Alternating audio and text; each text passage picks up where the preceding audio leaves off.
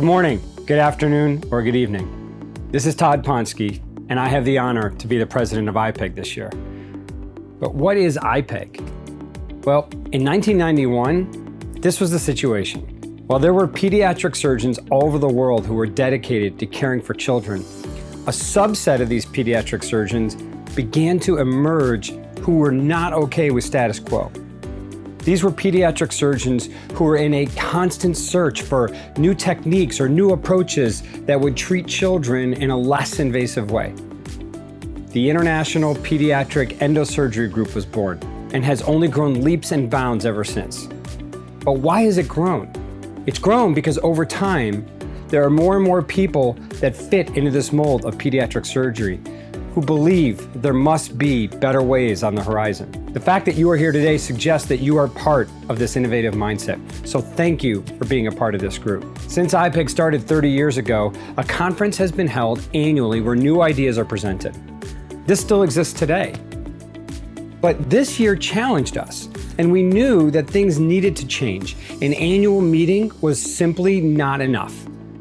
We stopped and reassessed everything, and in only 12 months, we embarked on a new, more modern direction. Historically, committees often sit idle and meet once a year, but that is not what happened this year. IPEG stepped up to the plate and worked tirelessly. Some committees were meeting several times a week. Let me give you some brief highlights of what we have accomplished this year in creating the new IPEG. First, I'd like to thank our meeting co-chairs, Carolina Milan and Sabine Zundel. They have done incredible work this year. And also, I'd like to thank our meeting chairs, Matt Clifton and Samir Pandya. These two probably have a dartboard with a picture of me in their basement. I have asked them to do more than probably any program chair has ever been asked to do in history. And boy, did they go above and beyond what was needed. They not only worked to develop an incredibly exciting virtual program for this year, but they also helped create the new calendar of content committee, which was developed to make sure that IPEG provided content all year round for its members. I do want to make one special note of the Middle East chapter of IPEG and the Latin America chapter of IPEG, who have exploded with incredible year-round live virtual events with huge attendance. Besides our monthly webinars, we wanted to become a true resource for surgical education. We needed a library of content that would be accessible to all of our members at any time they needed it. For this reason, we gave a new charge to the Education Committee to make IPEG an absolute resource for surgical information, and this led to the creation of the IPEG Academy. The IPEG Academy worked with all of the IPEG committees to create an organized library of videos for our members.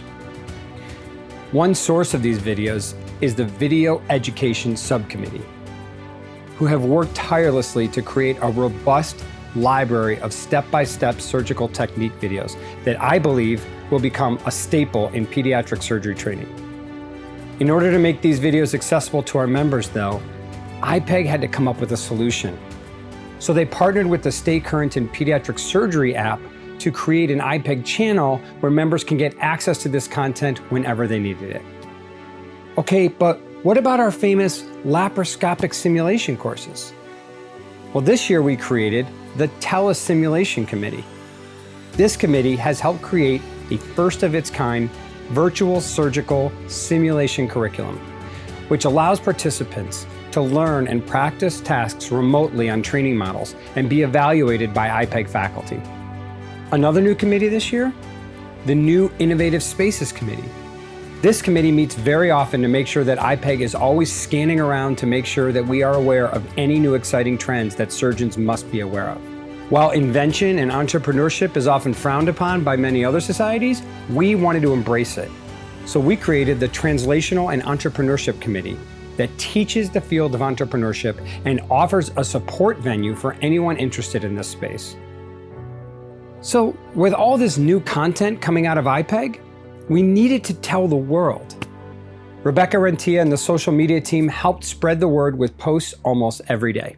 Also new this year is that IPEG is changing its partner journal to the Journal of Pediatric Surgery. This new endeavor will be managed by our phenomenal publications committee. Given all of the new market pressures, we created the Business Strategy Committee to help IPEG adapt to the new economics of education dissemination. Our long-term research fund continues to grow and support new research, and this is managed by our research committee. So, when COVID hit, I was worried. How would this affect the future of IPEG? After seeing what happened this year, I am more excited about the future of this society than ever before. Thank you everyone for your incredible hard work, and thanks for helping to create the new IPEG.